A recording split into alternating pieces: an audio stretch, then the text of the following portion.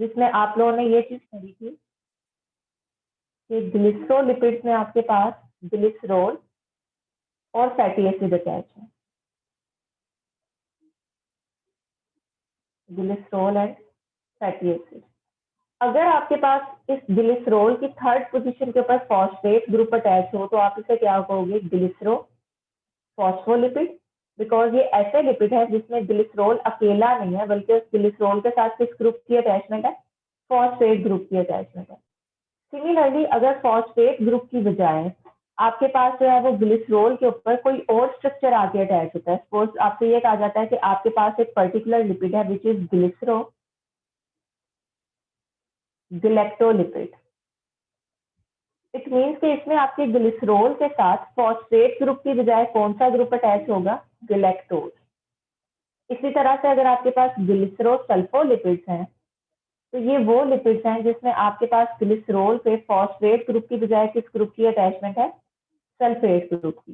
तो हमारी बॉडी के अंदर लिविंग ऑर्गेनिज्म के अंदर जो मोस्ट ऑफ ग्लिसरोलिपिड्स हैं जो प्लाज्मा मेम्ब्रेन के अंदर प्रेजेंट होते हैं वो ग्लिसरोफॉस्फोलिपिड्स हैं, यानी उनका parent compound L glycerol 3 phosphate है। लेकिन प्लांट्स के अंदर कुछ ऐसे ग्लिसरोलिपिड्स हैं जिनको हम ग्लिसरो फॉस्फो या ग्लिसरो गैलेक्टोलिपिड्स भी कहते हैं। ठीक है, तो इनके स्ट्रक्चर को एक बार देख लेते हैं कि ये किस तरह से जो है वो ग्लिसरो फॉस्फोलिपिड से डिफरेंट है। तो ये चीज आपने माइंड में रखनी है कि प्लांट्स के अंदर ये ग्लिसरो गैलेक्टोलिपिड और ग्लिसरो सल्फोलिपिड प्रीडोमिनेटली प्रेजेंट होते हैं। फॉस्फेट ग्रुप क्यों प्रेजेंट नहीं होता यहाँ पे, या ग्लिसरॉल की थर्ड पोजीशन पे फॉस्फेट ग्रुप की अटैचमेंट क्यों नहीं करवाई जाती, बिकॉज वी ऑल नो कि प्लांट्स में जो फॉस्फेट ग्रुप है ये एक लिमिटिंग फैक्टर है उनकी ग्रोथ के लिए। और मोस्ट ऑफ द टाइम हम लोग अगर किसी क्रॉप की यील्ड को इंक्रीज करना चाहते हैं तो हम उसमें अमोनियम या फॉस्फेट सॉल्ट्स को ऐड करते हैं। इट मीन्स कि ये वो सॉल्ट्स हैं जो कि पहले ही प्लांट के अंदर बहुत माइन्यूट क्वांटिटी के अंदर प्रेजेंट है। तो अगर प्लांट्स अपने लिपिड्स की मॉडिफिकेशन के लिए फॉस्फेट ग्रुप को यूज करना शुरू कर देगा तो ये फॉस्फेट ग्रुप जो कि ऑलरेडी बहुत माइन्यूट क्वांटिटी के अंदर प्रेजेंट है, ये बाकी जो एसेंशियल फंक्शंस हैं जो प्लांट की बॉडी के अंदर होने हैं उनके लिए कम पड़ जाएगा। ठीक है, तो आपके पास जो ज्यादा इकोनॉमिकल है प्लांट के लिए वो यही है कि फॉस्फेट ग्रुप को प्रेफर ना करे, बिकॉज ऑलरेडी प्लांट के लिए क्या है, एक लिमिटिंग न्यूट्रिएंट है, एक लिमिटिंग फैक्टर है। तो प्लांट इस केस में फॉस्फेट ग्रुप की बजाय कुछ और ग्रुप्स को ग्लिसरॉल के ऊपर अटैच करवाता है और उसको मॉडिफाई करता है। इट मीन्स इस केस में आपका जो ग्लिसरॉल की थर्ड पोजीशन है उस पर फॉस्फेट ग्रुप की अटैचमेंट नहीं होगी बल्कि फॉस्फेट ग्रुप के अलावा गैलेक्टोज या सल्फेट ग्रुप की अटैचमेंट हो। ठीक है, और जैसे आप यहाँ पे ऑब्जर्व कर रहे हो, मैं इस चीज को एक बार रिपीट कर देती हूँ कि आपके पास इस केस में ये ऐसे लिपिड्स हैं, अभी मैं गैलेक्टोलिपिड्स की बात कर रही हूँ, ये ऐसे लिपिड्स हैं जिसमें आपके पास वन और the two residues of galactose are connected by glycosidic linkage 3 of 1,2 diethyl glycerol. पहले आप लोगों को ग्लिसरॉल और 1,2 डाइएथाइल ग्लिसरॉल में भी डिफरेंस जो है वो क्लियर होना चाहिए। ये कुछ टर्मिनोलॉजीज हैं जिनको मैं यहाँ पे आप लोगों के सामने एक्सप्लेन कर रही हूँ और आई होप कि आप इनको जो है वो माइंड में रखो। ग्लिसरॉल कहते हैं, 1,2 डाइएथाइल ग्लिसरॉल किसे कहते हैं, फॉस्फेटिडिक एसिड किसे कहते हैं। ठीक है, तो अगर आपके पास ये एक स्ट्रक्चर है जिसमें आपके पास एक ट्राईहाइड्रिक अल्कोहल है जिसके तीनों पोजीशन पे जो हाइड्रोक्साइल ग्रुप्स हैं वो फ्री हैं, तो इसको आप कहोगे कि दिस इज ग्लिसरॉल। ठीक है, अगर आपके पास कोई ऐसा स्ट्रक्चर है जिसमें ग्लिसरॉल की किसी एक पोजीशन के ऊपर जो है वो कोई फैटी एसिड अटैच है सपोज, तो आप इसको कहोगे दिस वन, यहाँ पे सेकंड और थर्ड पोजीशन सपोज आपके पास फ्री है, दिस इज मोनोसाइल ग्लिसरॉल, क्योंकि आपके पास यहाँ पे एक ही फैटी एसिड अटैच है ग्लिसरॉल के साथ। और अगर इसी ग्लिसरॉल की किसी दूसरी पोजीशन के ऊपर फैटी एसिड अटैच है तो ये मोनोसाइल ग्लिसरॉल नहीं रहेगा बल्कि क्या बन जाएगा, डाइएसाइल ग्लिसरॉल। तो 1,2 डाइएसाइल ग्लिसरॉल एक ऐसा ग्लिसरॉल है जिसकी फर्स्ट एंड सेकंड पोजीशन के ऊपर 2 असाइल ग्रुप्स अटैच हैं। तो अगर आप इसका स्ट्रक्चर ड्रॉ करो तो ये आपके पास इस तरह से आएगा। ये एक ऐसा ग्लिसरॉल है जिसमें कार्बन नंबर 1 और कार्बन नंबर 2 के ऊपर एक एक फैटी एसिड ग्रुप की अटैचमेंट है और थर्ड पोजीशन फ्री है, उस पर कोई जो है वो फॉस्फेट ग्रुप या कोई और ग्रुप अटैच नहीं है, वो ग्लिसरॉल ही है। ठीक है, तो this structure is 1,2 di acyl glycerol, ठीक है। और अगर आपके पास यहाँ पे इस पोजीशन पे फॉस्फेट ग्रुप अटैच होता, उस केस में आपने स्ट्रक्चर को क्या कहना था, फॉस्फेटाइडिक एसिड। तो ये ग्लिसरॉल है, ये मोनोसाइल ग्लिसरॉल है, दिस इज डाइसाइल ग्लिसरॉल, और यहाँ पे अब मैं ग्लिसरॉल 3 फॉस्फेट और फॉस्फेटाइडिक एसिड का स्ट्रक्चर भी ड्रॉ कर देती हूँ, ताकि आप लोग एक ही दफा में इन सब स्ट्रक्चर को एक दूसरे के साथ कंपेयर कर लो और देख लो कि इसमें कौन सा स्ट्रक्चर जो है उसमें क्या स्पेसिफिक ग्रुप प्रेजेंट है, ठीक है। तो यहाँ पे आप लोगों के सामने अगर मैं ग्लिसरॉल 3 फॉस्फेट का स्ट्रक्चर ड्रॉ करती हूँ, तो ये आपके पास एक ऐसा ग्लिसरॉल है जिसमें आपकी फर्स्ट एंड सेकंड पोजीशन बिल्कुल फ्री है, इसमें किसी किस्म का कोई फैटी एसिड अटैच नहीं है, और थर्ड पोजीशन पे आपके पास एक फॉस्फेट है। तो ये वाला स्ट्रक्चर आपके पास क्या होगा, ग्लिसरॉल 3 फॉस्फेट, ऐसा ग्लिसरॉल जिसमें थर्ड पोजीशन पे क्या चीज अटैच है, फॉस्फेट ग्रुप अटैच है। और अब अगर आप फॉस्फेटाइडिक एसिड का स्ट्रक्चर देखो, तो फॉस्फेटाइडिक एसिड एक ऐसा स्ट्रक्चर है जिसमें आपके पास फर्स्ट कार्बन एटम के ऊपर एक फैटी एसिड है, सेकेंड कार्बन एटम के ऊपर भी एक फैटी एसिड अटैच है, थर्ड कार्बन एटम में आपके पास क्या है, ग्लिसरॉल का जो थर्ड कार्बन एटम है it is attach with phosphate, ठीक है। तो ये स्ट्रक्चर आपके पास क्या आएगा, फॉस्फेटाइडिक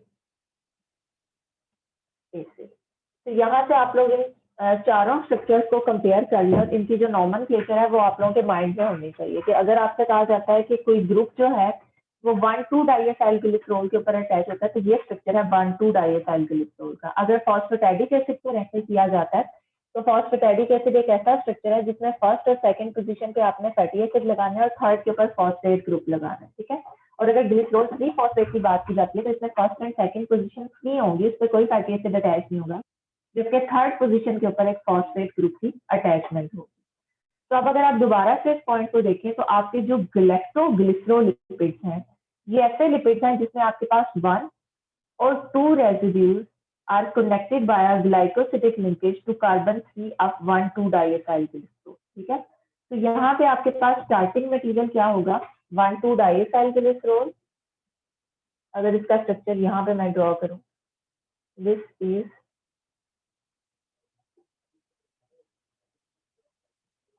अगर ये डाइएसाइल ग्लिसरॉल है, इट मीन्स कि इसमें 2 असाइल ग्रुप्स अटैच हैं, और वो असाइल ग्रुप्स किस किस पोजीशन के ऊपर अटैच हैं, position number 1 and position number 2। तो पोजीशन 1 और पोजीशन 2 पे आपके पास एक एक फैटी एसिड ग्रुप की अटैचमेंट है, और जो पोजीशन 3 है वो बिल्कुल वेकेंट है, ठीक है। और यहाँ पे आके किस चीज में अटैच होना है, 1 और 2 रेसिड्यूज ऑफ गैलेक्टोज, और ये गैलेक्टोज है, तो गैलेक्टोज का एक रेसिड्यू भी आके अटैच हो सकता है, सेकंड रेसिड्यू भी अटैच हो सकता है बाय ग्लाइकोसिडिक बॉन्ड।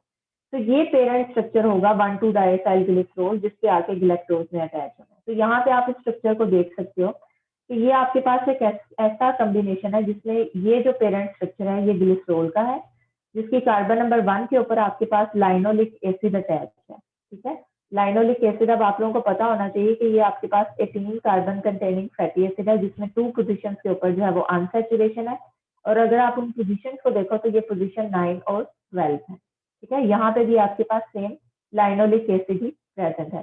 तो फर्स्ट और सेकंड पोजीशन पे आपके पास लाइनोलिक एसिड की अटैचमेंट है, और थर्ड पोजीशन के ऊपर कोई फॉस्फेट ग्रुप अटैच नहीं है, बल्कि वहां पे कौन सा रेसिड्यू अटैच है, गैलेक्टोज।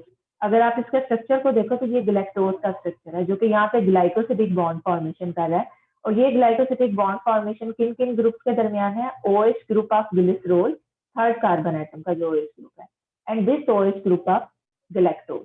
इन दोनों के दरमियान कंडेंसेशन रिएक्शन के बाद जो बॉन्ड बनेगा ग्लाइकोसिडिक बॉन्ड, उसके थ्रू गैलेक्टोज इसके साथ अटैच है। तो दिस इज मोनोग्लाइकोसाइल डाइएसाइल ग्लिसरॉल, यानी डाइएसाइल ग्लिसरॉल के ऊपर एक गैलेक्टोसाइल रेसिड्यू अटैच है, मोनोग्लाइकोसाइल डाइएसाइल ग्लिसरॉल।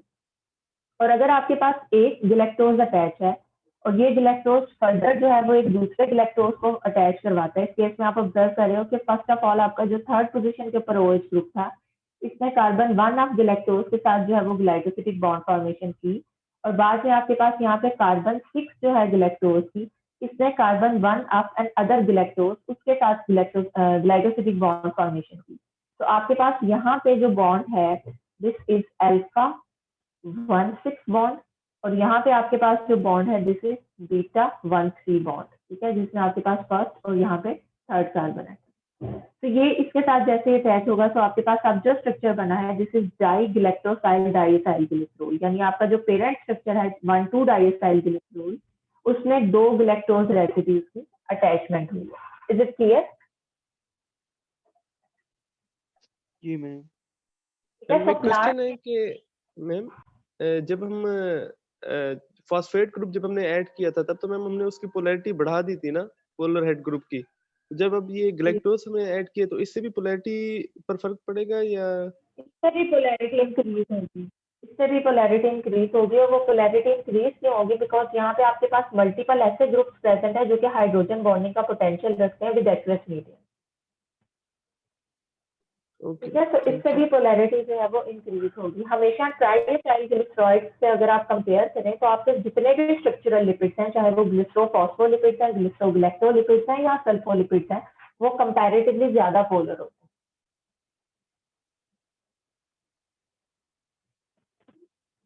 ठीक है।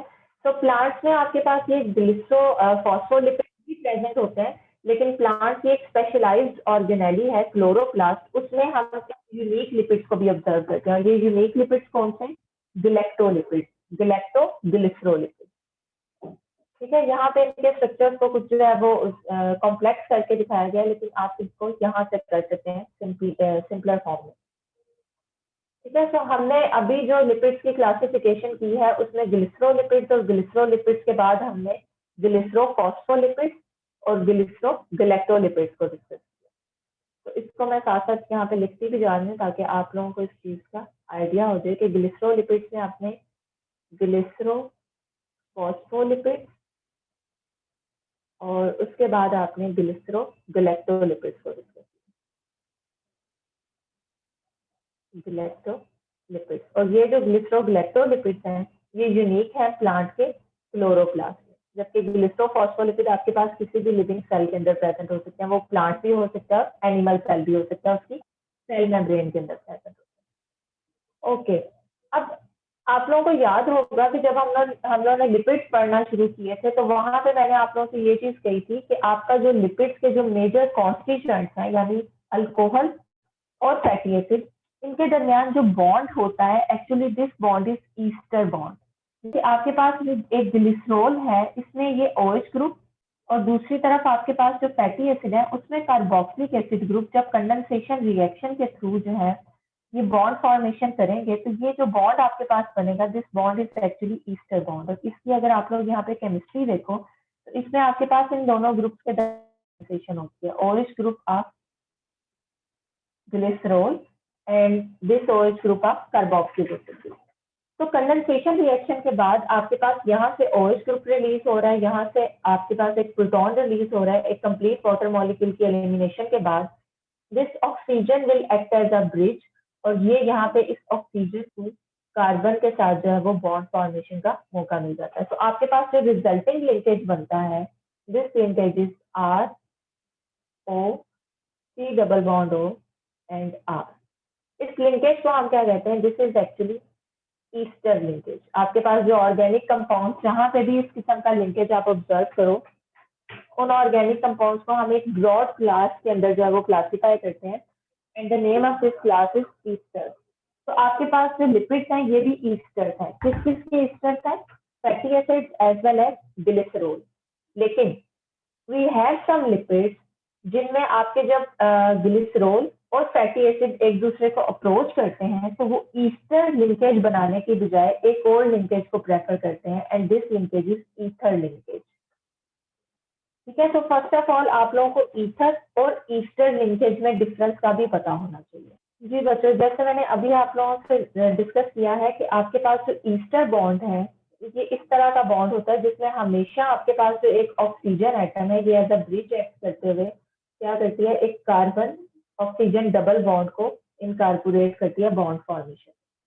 यानी आपके पास ईस्टर बॉन्ड की एक स्पेशलिटी है कि आपके किसी स्ट्रक्चर के अंदर, सपोज यहाँ पे मैं कार्बन को लिख लेती हूँ, ग्लिसरॉल का पूरा अगर हम स्ट्रक्चर ड्रॉ करते हैं और फिर इस चीज को हम क्लियर करने की कोशिश करते हैं। यहाँ पे आपके पास कोई सी भी जो है वो लॉन्ग चेन फैटी एसिड हो सकती है।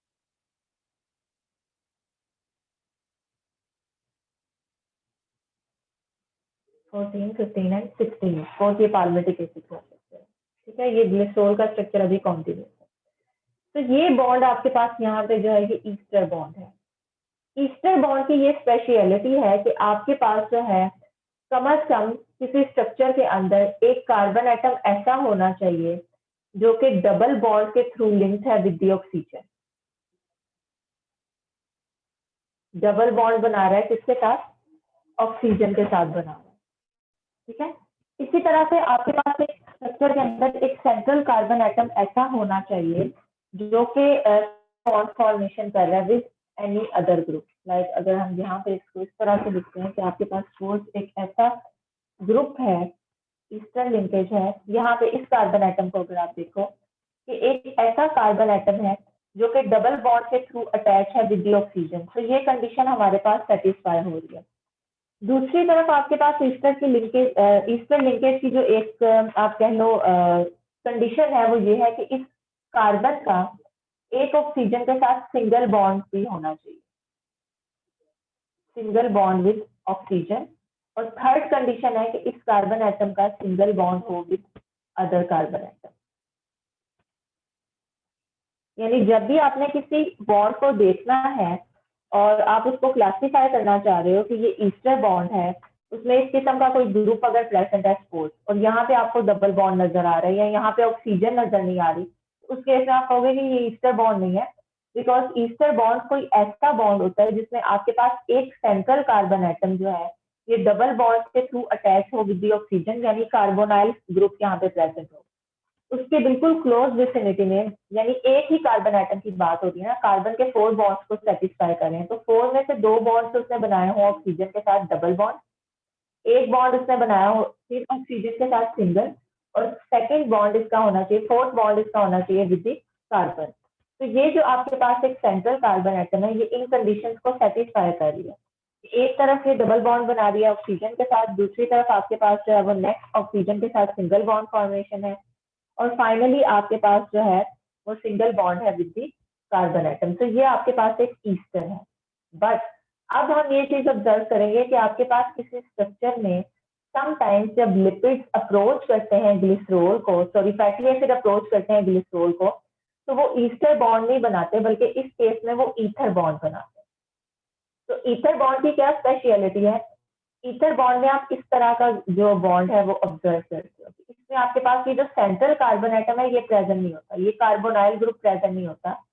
इसमें आपके पास जो है वो सिर्फ और सिर्फ एक ऑक्सीजन एटम है जो कि डायरेक्टली लिंक करती है यहाँ पे कार्बन एटम के साथ और यहाँ पे कार्बन एटम के साथ, यानी दोनों तरफ आपके पास यहाँ पे जो है वो एक ऐसा ब्रिज प्रेजेंट है जो कि हाइड्रोकार्बन चेन के साथ लिंक कर रहा है।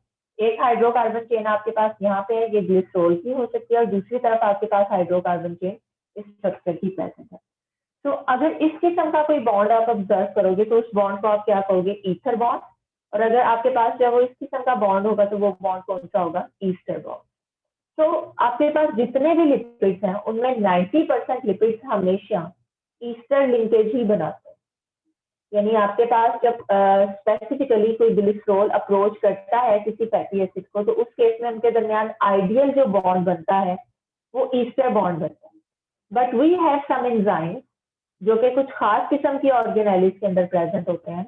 ये एंजाइम्स उन फैटी एसिड्स और ग्लिसरॉल को इस तरह से मॉडिफाई करते हैं कि उनके दरमियान जो ईस्टर बॉन्ड है उसकी बजाय कौन सा बॉन्ड बनता है? ईथर बॉन्ड बनता है। तो यहाँ पे आप इसकी कुछ एग्जांपल्स भी देखोगे कि व्हाट आर ईथर लिंक्ड ग्लिसरोलिपिड्स, और इनमें कौन कौन सी जो है वो आपके पास लिपिड्स आ सकते हैं। ठीक है, तो ग्लिसरोलिपिड्स में आपके पास ग्लिसरोफॉस्फोलिपिड्स आ सकते हैं, ग्लिसरोगैलेक्टोलिपिड्स आ सकते हैं। ग्लिसरोफॉस्फोलिपिड्स में आपके पास फर्दर डिवीजन आ सकती है कि आपके लिपिड्स जो है वो ईस्टर लिंक्ड भी हो सकते हैं और आपके ये लिपिड्स जो है ये ईथर लिंक्ड भी हो सकते हैं, यानी उनके अंदर ग्रुप्स तो सेम होंगे। ग्लिसरॉल प्रेजेंट होगा, फैटी एसिड प्रेजेंट होगा, फॉस्फेट ग्रुप प्रेजेंट होगा, यानी वो मेन क्लास ग्लिसरोफॉस्फोलिपिड से बिलोंग करते हैं, लेकिन उनमें लिंकेज ईस्टर लिंकेज नहीं है बल्कि कौन सा लिंकेज प्रेजेंट है? ईथर लिंकेज प्रेजेंट है। तो ऐसे कुछ लिपिड्स रिपोर्टेड हैं जिनमें दो की एग्जांपल हम लोग यहाँ पे डिस्कस करेंगे, प्लेटलेट एक्टिवेटिंग फैक्टर एंड प्लाज्मेलोजिन।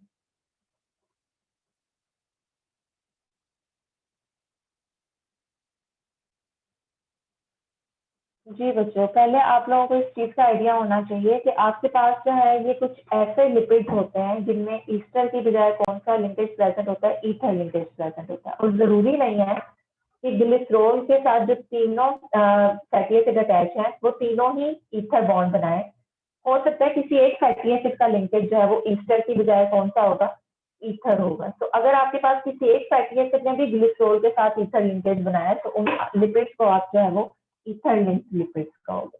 तो इसमें हम एग्जांपल ले लेते हैं प्लेटलेट एक्टिवेटिंग फैक्टर की और प्लाज्मेलोजिन की। ये दो ईथर लिंक्ड लिपिड्स हैं जो कि एनिमल सेल्स के अंदर प्रेजेंट होते हैं। वहां पे इनके क्या फंक्शन है इनको भी हम इन डिटेल देख लेते हैं। तो पहला जो आपके पास ईथर लिंक्ड लिपिड है, this ether linked lipid is platelet activating factor. ऐसा आपके पास एक सिग्नल मॉलिक्यूल है जो कि प्लेटलेट्स को एक्टिवेट करता है फॉर क्लॉटिंग। ठीक है, तो आप यहाँ पे ऑब्जर्व कर रहे हो कि ये आपके पास एक ग्लिसरॉल है, this is carbon number 1, carbon number 2 and carbon number 3। Carbon number 1 पे आपके पास नॉर्मली इस किस्म का बॉन्ड बनता है ना, ये ईस्टर बॉन्ड है, जिसमें आपके पास ये जो ऑक्सीजन है ये फर्दर जो है वो इस कार्बोनाइल ग्रुप के थ्रू किसी फैटी एसिड के साथ अटैच होती है। तो प्लेटलेट एक्टिवेटिंग फैक्टर में आप ऑब्जर्व कर रहे हो कि जो ग्लिसरॉल की फर्स्ट कार्बन एटम के साथ अटैच है fatty acid, this fatty acid is making a ether bond. यहाँ पे ईस्टर लिंकेज नहीं है बल्कि कौन सा लिंकेज है, ईथर लिंकेज। तो अगर इस स्ट्रक्चर को हम यहाँ पे इस तरह से ड्रॉ करते हैं, ये आपके पास ग्लिसरॉल है और ग्लिसरॉल की थर्ड पोजीशन पे फॉस्फेट ग्रुप भी अटैच है, यहाँ पे आप ऑब्जर्व कर रहे हो। और फॉस्फेट ग्रुप के साथ एक बेस अटैच है and the name of this base is Colin.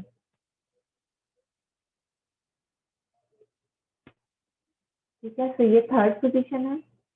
Second position पे आप देख रहे हो कि आपके पास एक एसिटाइल ग्रुप अटैच है। एसिटाइल ग्रुप का अगर हम फॉर्मूला यहाँ पे लिखें तो ये एसिटिक एसिड से डिराइव हुआ है ना, ये एसिटिक एसिड। तो अगर एसिटिक एसिड में से ये वाला ग्रुप आप रिलीज कर देते हो तो जो पीछे वाला आपके पास स्ट्रक्चर बचता है, this is acetyl group, this one acetyl group, जिसमें ये जो ऑक्सीजन है ये बॉन्ड बना सकती है विद दिस कार्बन एटम। तो यहाँ पे आपके पास क्या, एसिटाइल ग्रुप सेकंड पोजीशन के ऊपर अटैच है इस तरह। ठीक है, तो सेकंड पोजीशन पे आपने एक ईस्टर बॉन्ड ही ऑब्जर्व किया है, जहां पे कौन सी मॉइटी आके अटैच है, एसिटाइल ग्रुप अटैच है which is a 2 carbon fragment. और ये 2 कार्बन फ्रेगमेंट यहाँ पे ग्लिसरॉल की सेकंड पोजीशन के साथ कौन सा बॉन्ड बना रहा है, ईस्टर बॉन्ड बना रहा है। फर्स्ट पोजीशन के ऊपर आप ऑब्जर्व कर रहे हो कि आपका ये जो फैटी एसिड है 16 कार्बन कंटेनिंग फैटी एसिड यानी पाल्मिटिक एसिड यहाँ पे प्रेजेंट है। और ये पाल्मिटिक एसिड जब ग्लिसरॉल को अप्रोच करता है तो नॉर्मली हम ये कहते हैं ना कि आपके पास यहाँ पे ये वाला ग्रुप OH ग्रुप और जो पाल्मिटिक एसिड है, सपोज अगर इसका स्ट्रक्चर हम यहाँ पे इस तरह से ड्रॉ करते हैं,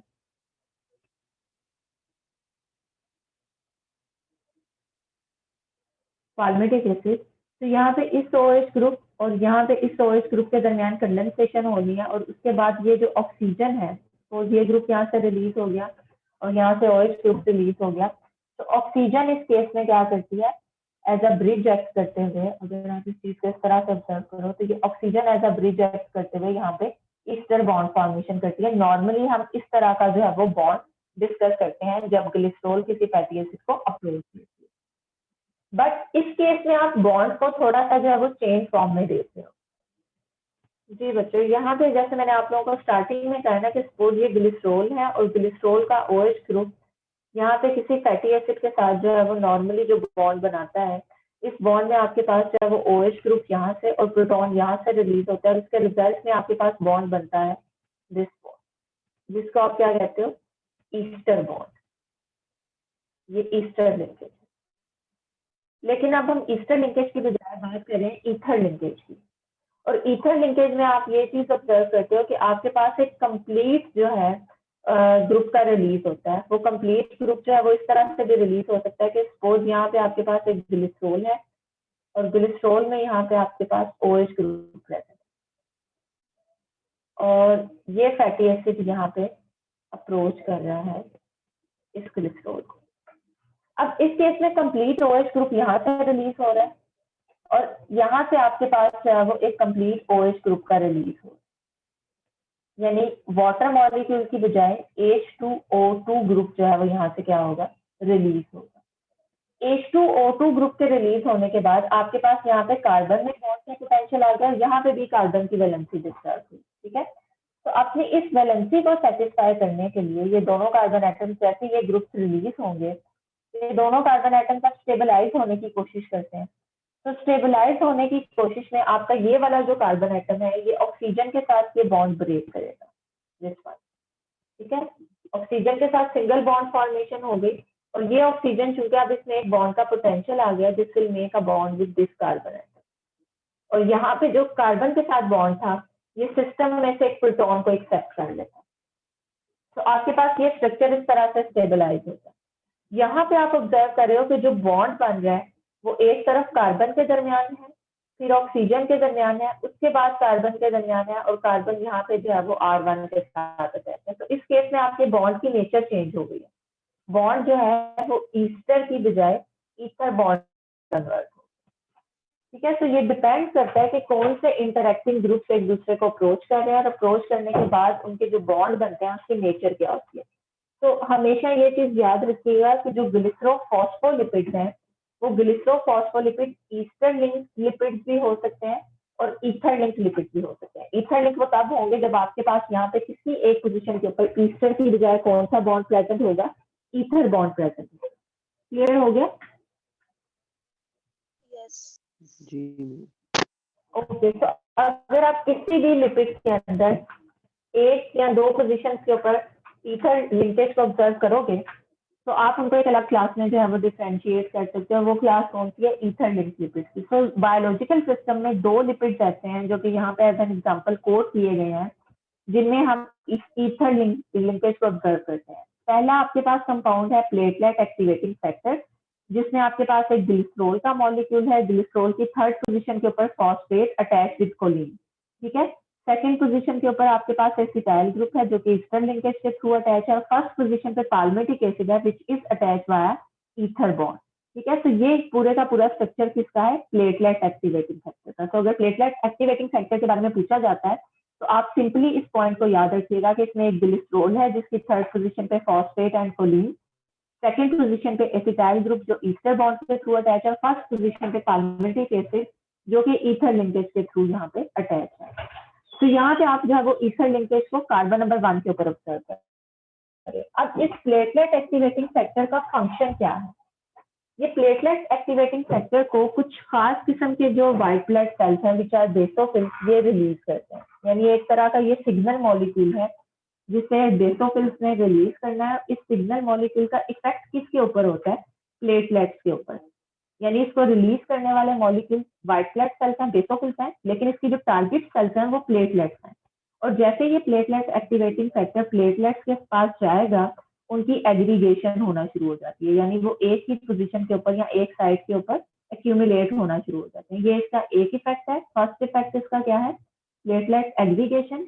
और सेकेंड इफेक्ट क्या है कि ये एक हार्मोन को रिलीज करवाने में हेल्प करता है and the name of this hormone is serotonin, जो कि एक वैसोकंस्ट्रिक्टर के तौर पे वर्क करता है। इट मीन्स ये जो प्लेटलेट एक्टिवेटिंग फैक्टर है जिसे बेसोफिल ने रिलीज किया है ये ब्लड क्लॉटिंग में एक तरह से हेल्प करता है कि ये प्लेटलेट्स को एक जगह पे एक्यूमुलेट करता है और उस पोजीशन के ऊपर जहाँ पे कोई इन्फ्लेमेशन है वहां पे ब्लड वेसल का जो डायमीटर है उसको भी क्या करने की कोशिश करता है? रिड्यूस करने की कोशिश करता है। तो ये एक ऐसा आप कह लो कि लिपिड है जो कि ईथर लिंक लिपिड है और ये सिग्नलिंग रोल यहाँ पे प्ले कर रहा है, यानी फंक्शनल इंपॉर्टेंस है। तो जो हमने स्टार्टिंग में डिस्कस किया था ना कि लिपिड सिर्फ स्टोरेज लिपिड ही नहीं है बल्कि बॉडी के अंदर स्ट्रक्चर्स को बनाने में और डिफरेंट जो सिग्नल मॉलिक्यूल्स हैं उनकी ट्रांसमिशन में भी ये यूज होता है। तो यहाँ पे आप इसकी एक एग्जांपल ऑब्जर्व भी कर रहे हो कि लिपिड्स ऐसा सिग्नल मॉलिक्यूल भी यूज होते हैं जिसमें एक example platelet activating factor. Okay, second आपके पास अगेन एक ईथर लिंक लिपिड है और ये है प्लाज्मेलोजिन। इसकी भी अगर आप लोग स्ट्रक्चर को ऑब्जर्व करो तो इसमें आपके पास एक ग्लिसरोल है। प्लेटलेट एक्टिवेटिंग फैक्टर में आपने देखा था कि ग्लिसरोल की थर्ड पोजीशन के ऊपर फॉस्फेट ग्रुप अटैच है, यहाँ पे भी फॉस्फेट ग्रुप को आप ऑब्जर्व कर रहे हो, लेकिन प्रीवियस केस में फॉस्फेट ग्रुप के साथ जो बेस अटैच थी वो कोलिन थी। यहाँ पे आप कोलिन की बजाय जो हेड ग्रुप लेते हो, this head group is ethanol amine. ठीक है, तो ये एक डिफरेंस है। यहाँ पे आपके पास थर्ड पोजीशन के ऊपर एथेनॉल अमाइन है। पीछे आपने ऑब्जर्व किया प्लेटलेट एक्टिवेटिंग फैक्टर में कि सेकंड पोजीशन के ऊपर ईस्टर लिंकेज था, यहाँ पे भी ईस्टर लिंकेज है, लेकिन जो ईस्टर लिंकेज प्रीवियस केस में था वो एसिटाइल ग्रुप के साथ था। जैसे आप यहाँ पे ऑब्जर्व कर रहे हो कि यहाँ पे एसिटाइल ग्रुप ईस्टर बॉन्ड बना रहा था, लेकिन यहाँ पे जो आपका ईस्टर बॉन्ड बन रहा है वो पाल्मिटिक एसिड के साथ बन रहा है। ठीक है, तो सेकंड पोजीशन के ऊपर पाल्मिटिक एसिड है और ये पाल्मिटिक एसिड ईस्टर बॉन्ड के थ्रू अटैच है। फर्स्ट पोजीशन पे ईथर लिंकेज प्रेजेंट है, लेकिन ये ether linkage again palmitic acid के साथ ही है। ठीक है, तो पाल्मिटिक एसिड ना सिर्फ फर्स्ट पोजीशन के ऊपर ईथर बॉन्ड बना रही है, बल्कि यहाँ पे first and second carbon atom के दरमियान एक अनसैचुरेशन भी प्रेजेंट है। ठीक है, तो ये प्लाज्मेलोजिन का स्ट्रक्चर है जिसको आप as a second example quote कर सकते हो ईथर लिंक लिपिड में। तो ये भी आपके पास जो है वो एक एक्टिवेटेड मॉलिक्यूल है जिसमें आपके पास जो ग्लिसरॉल है इसकी थर्ड पोजीशन के ऊपर फॉस्फेट ग्रुप है, और फॉस्फेट ग्रुप के साथ यहाँ पे जो हेड ग्रुप है, this head group is actually ethanol amine. और सेकंड और फर्स्ट पोजीशन में अगर आप लिंकेजेस की बात करो तो लिंकेजेस आपके पास सेकंड पोजीशन के ऊपर अगेन ईस्टर लिंकेज है, लेकिन ईस्टर लिंकेज आपके पास यहाँ पे जो है वो पाल्मिटिक एसिड बना रहा है। और जो फर्स्ट पोजीशन है just like the platelet activating factor, यहाँ पे भी ईथर लिंकेज प्रेजेंट है, लेकिन वो ईथर लिंकेज यहाँ पे पाल्मिटिक एसिड अनसैचुरेटेड फॉर्म में बना रहे हैं। ठीक है, इसमें आपके पास जो है वो पिछले केस में सैचुरेटेड फॉर्म में पाल्मिटिक एसिड अटैच था, लेकिन यहाँ पे आपके पास एक अनसैचुरेशन प्रेजेंट है।